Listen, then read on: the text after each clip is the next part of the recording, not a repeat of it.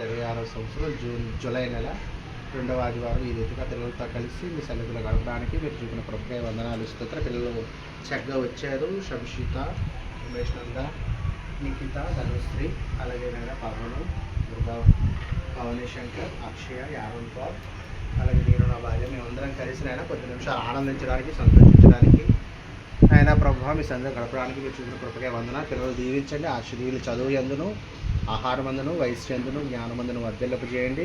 చిరునాటి నుండి వీరు గొప్పవారు అవడానికి కృప చూపించండి. వీరు చదువుకునే చదువులు వీరికి చక్కగా అన్నింటిలో ఫస్ట్ ఉండడానికి కృప చూపించండి. మంచి ఆహారం అనుగ్రహించండి, మంచి వస్త్రాలు అనుగ్రహించండి, మంచి స్నేహితులను అనుగ్రహించండి, మంచి వాతావరణం అనుగ్రహించండి. రాకపోకలను మీ కృప చూపించండి. చిన్నకి మరి దెబ్బలు తగిలే మీరు స్వస్థపరచండి. మరి అన్నడు ఏ దెబ్బలు తాకకుండా కాపాడమని ప్రార్థిస్తున్న ఈ దువ్వాడ ప్రాంతాన్ని మీరు దీవించండి, ఆశీర్వదించండి.